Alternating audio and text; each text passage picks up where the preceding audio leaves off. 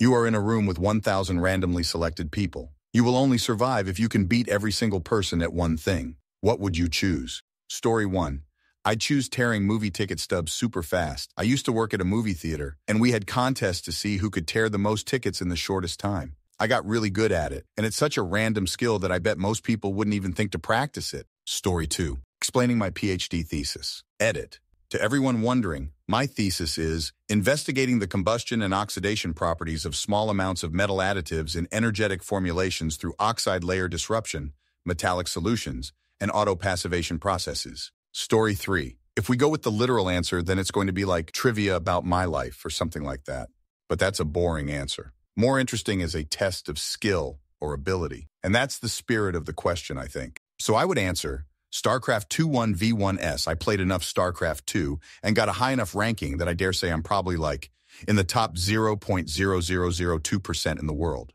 Which sounds impressive, but the vast majority of those people have probably never played a computer game in their life, let alone an RTS. So I'm pretty sure I could beat every one of those people in a match of StarCraft, unless I got extremely unlucky and some random grandmaster was chosen.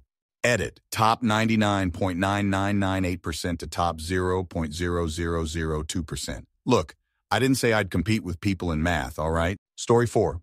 A drunk cooking competition. Everyone must reach above the legal limit before starting to prep and cook. Everyone must make a dish from scratch, no pre-made sauces, etc. They have to maintain that blood alcohol content until the dish is done. There's a time limit. Anyone with a completed dish and a BASE of 0.08% or more before the time limit will qualify to the final round. This will weed out probably 75% of the competitors.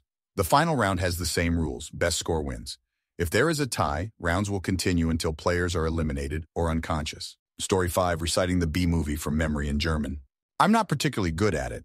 In fact, I only know the first 30 lines or so, but since German doesn't have that many speakers, compared to other languages, the fact that most people have not seen the B movie, and the fact that even less people will remember more than 4 lines of that movie in total would probably give me a pretty good change at winning. Story 6. Disc golf.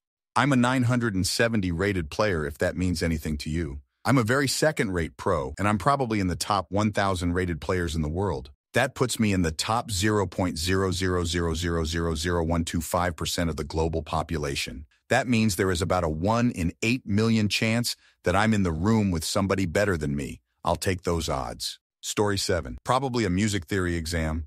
I'm getting a doctorate in classical guitar performance, but I'd be more worried about someone being better at playing guitar than I would about someone knowing more about the fundamentals of music theory. Another option would be sight reading on a guitar. I can do that better than most doctoral level guitarists who have better chops than me, so a very low chance of any rando being better at it. Story 8. Making an impromptu speech on a given topic with no preparation time. I've been challenged on that multiple times, and as long as I have any knowledge of the subject, I can give a 20 to 30-minute speech on it by moving into adjacent subjects for a time, and then back to the main topic to finish up. Either that or D&D rules. Been playing 36 years. Story 9. Listening to people talk. Dissecting each word into 2-letter sections with the desired outcome to be everything is even. I don't stop until there are an even amount of letters.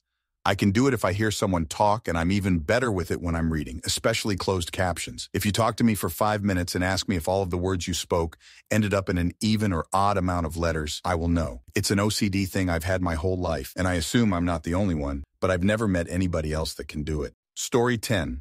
I have a tic from childhood where I have assigned an odd and even designation to each letter of the alphabet. I equals sign odd, B equals sign even, C equals sign odd, and so on. Furthermore, I have assigned odd to my right hand and even to my left. I innately know this system and don't even have to think it out to know what letters are odd and even. I can out-tap the letters accurately and quickly to any word better than anyone on the planet. I'm absolutely sure. Story 11. This might be one time being stupid tall will work in my favor. I'm going to choose being tall as the thing. I'm 6'10". There are only a handful of people taller than me on this planet. The odds of one of them being randomly in that 1,000 people is astronomically small. Story 12, 1,000 randomly selected people. From what array? Whole 8 bill. Then I'd say Java development. I bet that out of random 1,000 out of 8 bill, there would be a very slim chance that there is another one. If I want a foolproof thing, I'd say Java development of a particular application. I'm a senior dev developing it. That way, a probability of having 1 out of 10 other senior devs and CTO in that 1,000 is even more minuscule. Story 13. I've always had freaky lung capacity. Even untrained, I could hold my breath for 4 minutes. In my late 20s, I started training with a friend who was a free diver, and I got almost 8 minutes. I can average around 6.5 these days. I feel like I'd have a fair chance. Story 14. Shooting milk out of tear ducts as far as possible. It's completely useless, and a lot of people won't get over the ick factor. So unless I'm up against someone who 1, knows this is something physically possible, 2, knows the technique to actually do it, 3, actually wants to do it, and 4, has practiced aim and distance more than I have, I'm golden. Also getting an impacted snake to poop. I'm pretty good at that, actually. Story 15. Competitive Pokemon. I'd have to think on the format, but I've already got a pretty good advantage. I've won a draft league and made it to playoffs every single season I've played. And when I ladder, I have pretty respectable ELO. I'm pretty mid at VGC when I do in-person events, but against 1,000 random people, there's a good chance I'm the only person who knows how to make a meta team, much less play. Story 16. I'd go with lore trivia on one specific Dungeons & Dragons module that I've been obsessed with, Curse of Strahd. Chances of any of them knowing anything about it are low, and the few people who might know stuff won't beat me on it. Story 17. Making an EDM song using only the audio file of one spoken sentence and transforming it into all the usual elements, drums, lead, pad, bass, FX, etc., within an hour. I did that over the course of many hours for a final project once in school, and became a little obsessed with the process afterward for a few months. So even amongst the music producers in the room, I would probably have an advantage over most for having done it many times and having the workflow down. 2. Knowledge of episodes of The Daily Show from 2003 to 2016. There were a few years where I had a playlist of every episode from that period, going almost at all times when I was home. I still watch that specific run probably twice a year. I'd wager there are fewer than 1,000 people on Earth who have watched it as many times as I have. 3. Finishing randomly selected sentences from Harry Potter books. I've listened to the audiobooks to fall asleep for about 24 years now, in addition to listening during various tasks, for fun, or as background noise. So I just passively learned a lot the sentences. I've had friends start reading on a random page to see if I can complete a sentence by the end of the page and give the context, and so far my track record is quite successful. However, given the number of fans, there are probably people who actively study the text who would beat me. But if it's just 1,000, I think the odds would be in my favor. Story 18, can I decide after seeing the 1,000 people? Because I might have a good chance with something gymnastics related. I'm like the only person in my team who can do giants with just hands or stretches. But if the people are pretty fit, I can try speed cubing. I'm in the area around 20 seconds, which isn't really fast, but most people can't solve it at all. Story 19, industrial sewing. Those machines are terrifying if you've never used a sewing machine before, and terrifying if you have. Up to about 100 stitches per second. For context, a domestic machine tends to max out around 10-15 stitches per second, and most people are scared to use that if they've not sewn before. Now, what is the metric for beating everyone? I have no idea. Story 20. Swimming at 200 fly and 400 IM. Only 2% of the world's population can swim to begin with, so that's already down to 20 people. Only half of those are dudes. And unless one of the women is a world-class athlete, then that brings my competition pool down to 10. Only around like 0.1% of Americans swim competitively, meaning I'll have one other competitively swimmer, assuming the whole world matches those odds. To add to this, though, most competitive swimmers can't or refuse to swim these events because they are too hard and specialize in them.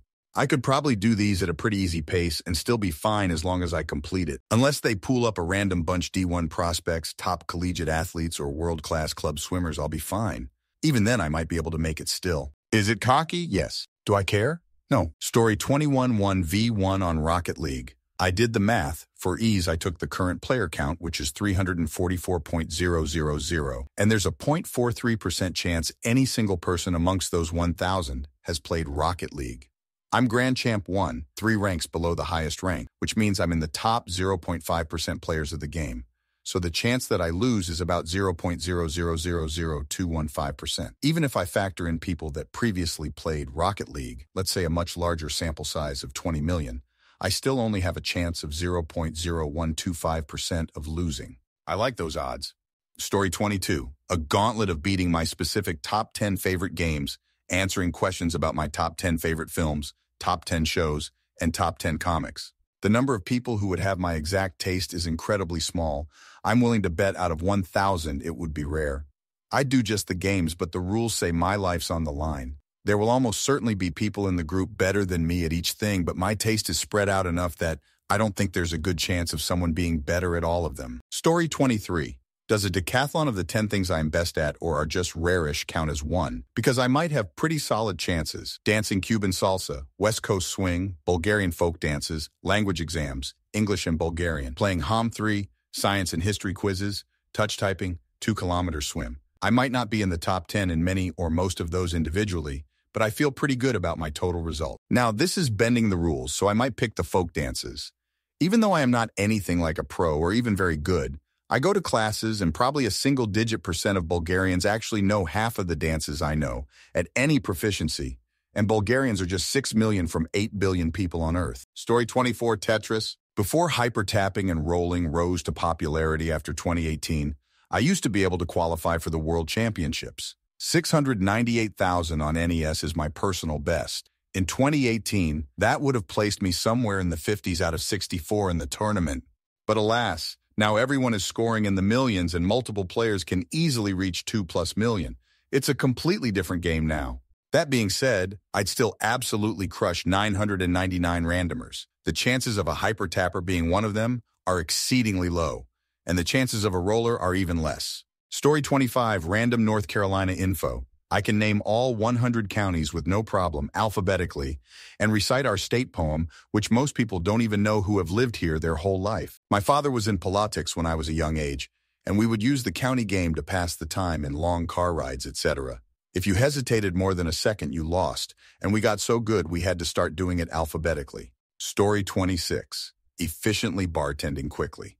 Not saying I'm the best in the world, but I've always been the quickest I've worked with, so that by itself is close to 50 different bartenders, and I don't commonly come across someone who I think may be quicker. I think general 1,000 people, I'd have a pretty solid chance of survival. Otherwise, I'd choose what I'm thinking of. Story 27, The Binding of Isaac co-op, not normal 2-player, where what one player this normal character and second player that baby. I be play with Isaac, another dude who just exit from the game, because play as that little baby, this is like hell. Sorry, bad English. Story 28, Understanding English, Spanish, but only a bit of German and Japanese. I highly doubt there's anyone else with that exact mix of languages. Native in English, basically fluent in Spanish, and beginner-level German and Japanese. I know lots of people fluent in German and or Japanese, so they'd lose. Story 29. The utterly useless and worthless skill of perfectly beat-matching records on turntables if I want the guaranteed win. Body weight % bench, body weight % squat, body weight % leg press. If I want to take the chance that the person or maybe handful at best who can beat me isn't selected in the 1,000. 100M run, 200M run, 400M run, 800M run if I want to gamble with 99.9% odds. Knowing famous people's names if I'm feeling suicidal. Pro athlete names if I want a 100% guarantee a loss. Story 30. Trivia on the old He-Man cartoon series, the original cartoon series. Given that 1,000 randomly selected people would statistically be people who weren't alive when the show was originally airing and never saw it later, the odds are in my favor. Story 31. There's a game called Of Might and Magic Clash of Heroes. It was amazing. I'd love the chance to play 1,000 matches again. I got pretty good, and I for sure know the formulas to kick ass at it. I doubt any one of those 1,000 people have ever even heard of it, much less put in the hundreds of hours I have. Me and my brother used to play 1v1s online.